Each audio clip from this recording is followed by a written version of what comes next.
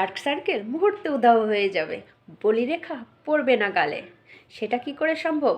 আসুন আমার এই ভিডিওতে আজকে আমি দেখাবো। তো তোমরা সবাই কেমন আছো? ভালো আছো তো? আশা করি ভালো আছো, আমিও ভালো আছি। তো আজকে আমি একটা ঘরোয়া টোটকা তোমাদের সাথে শেয়ার করব। তো সেটার জন্য বাজারেও ছুটে যেতে হবে না, তো আপনাদের প্রত্যেকের ঘরে থাকে সেই জিনিসটা। তো আমি সেই জিনিসটাই আপনাদের সাথে আজকে শেয়ার করব যে কি করে সম্ভব। তো প্রত্যেকের ঘরে আলু নিশ্চয়ই থাকে, তো এই আলুই আজকে ম্যাজিকের মতো কাজ করবে আমার এবং আপনাদের স্কিনে অবশ্যই। তো প্রকৃতির নিয়মে আমরা একদিন সবাই বার্ধক্যে পা দেব, তো সেটা তো আছেই।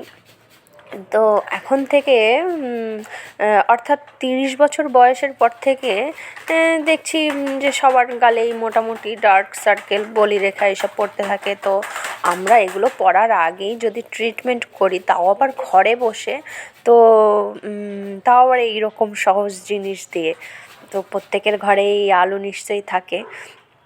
হ্যাঁ, তো তার জন্যে আমি আজকে এই ভিডিওটা আপনাদের সাথে শেয়ার করলাম। তো আমাদের যে আশেপাশে যে দূষণ, এই দূষণের জন্য বিশেষ করে আমাদের মুখে আরও বেশি সমস্যা হয়। তো তার জন্য আমরা অনেক নানা রকমের নামি দামি জিনিসগুলো ব্যবহার করি, তাতেও অনেক সময় কাজ হয় না। আর তখন ম্যাজিকের মতো কাজ করে কি জানেন তো? এই ঘরোয়া টোটকা। এক্ষেত্রে আমি এই রান্নাঘর থেকে একটা আলু এনে এইভাবে কুড়িয়ে নিয়ে, তো থেকে কিছুটা রস বের করে নিয়ে একটা তুলির মাধ্যমে এই যে এইভাবে আমি মুখে লাগিয়ে নিলাম। তো এইভাবে মুখে লাগানোর পরে অন্তত 5-10 মিনিট রাখুন, যাতে সেই জিনিসটা একটু শুকিয়ে যায়।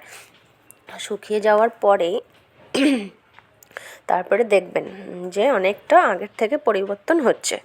তো এই যে আলুর রস, এটা ব্লিচ হিসাবেও কাজ করে।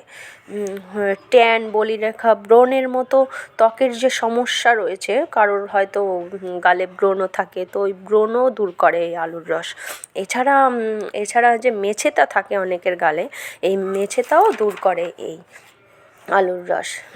আর এই আলুর রসে আলুর রসের যে এনজাইম, সেটা ত্বককে ঠান্ডা করে।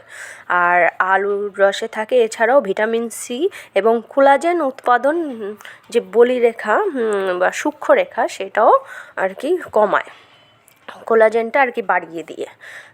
এছাড়া যে সূর্যের তাপে যে সমস্যাটা হয় স্কিনে, তো সেই সমস্যাটাও দূর করে।